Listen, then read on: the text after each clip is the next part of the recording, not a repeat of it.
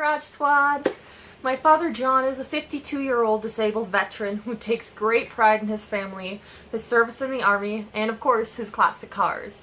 He lives with his wife Crystal, who is 42, and he has two daughters, Dakota, who is 21, and Andrea, who is 19. Even though I'm the youngest child, I have watched my father buy, sell, and fix dozens of vehicles. Mustangs, minivans, Fords, and of course his all-time favorite, AMCs. My father's ultimate dream car is from his birth year, a 1967 Rebel AMC Convertible, but money was always an issue that kept him from building his dream car. John's passion for rebuilding cars started at a very early age as he helped his father, uncle, friends, and just about anybody else in their shops. Not only are cars my father's hobby, but it is also his past. While in the Army, his incredible knowledge of vehicles led him to fixing and building cars, trucks, and tanks in Texas, but was seriously injured after a vehicle fell on him. Later on in his life, when he had settled down with Crystal, he landed a job at the Ford company that once sat in St. Paul, Minnesota, but became medically retired after another vehicle hit him in the head. From then on, my father's health began to decline. For decades, he has been plagued with horrible migraines, sleep apnea, a bad back, and many other body-related issues. His mental health began to be impacted as well. My father developed depression and anxiety, which would only worsen over the years from PTSD-related events happening in and out of the service. These medical issues were always worrisome. However, one doesn't dwell on morality until it hits close to home.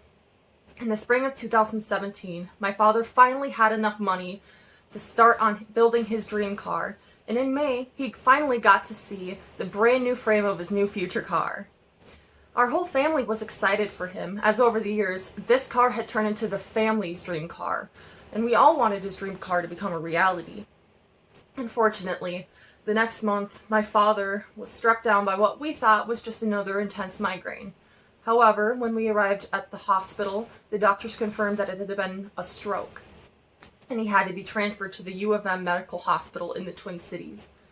It had shocked all of us tremendously, and his best friend was just over as they were working in the garage together that afternoon, and then everything was fine in the garage. And then the next day, another stroke befell my father, but this time it affected his sight. The day after he had his third and final stroke, the doctors had found out that one of his arteries in his neck had separated, which resulted in the series of strokes he suffered. I watched for 2 months as my dad was in and out of the hospital, rehab, and dozens of specialists until he was finally able to stay at home full-time. Not only had the strokes affected his vision, but also his memory and cognitive functions, including his decades' worth of car knowledge. My father couldn't remember how to build a car, but was hopeful that he could learn again if he had a type of manual to go by. Miraculously, my father found another AMC Rebel convertible and quickly went to pick it up with his best friend since childhood and fellow car enthusiast. Once the car was back at home, my father desperately tried anything, but it wasn't enough. It then dawned on my family that my father wouldn't ever be able to build another car again. What really broke my father was the fact that he was now partially blind and therefore couldn't drive anymore. Having the driving privileges taken from a car enthusiast is as painful as a musician losing the ability to make music. Within the last year, his eyesight came back just enough for him to be able to drive in the country. However, my father still can't cruise the hills like he once loved to do.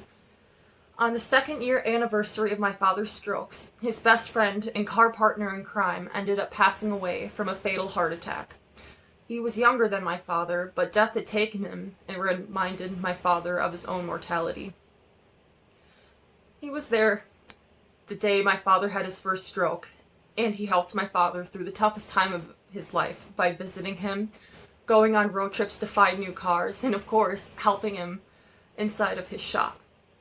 Now, both the brand new frame and the half-finished parts car remain untouched in my father's shop, serving a terrible reminder that he won't ever be able to build his dream car. My father desires to be able to leave his legacy for his children, his grandchildren, and so on. And this car would immortalize my father even after he passes. I believe that if the Garage Squad team were to come to Harris, Minnesota and help my father build his childhood dream car, he may once again be able to build a car on his own. Your team could help my father remember and engage in what he has loved so dearly for decades and has worked so hard to accomplish. Thank you so much, Garage Squad, for listening.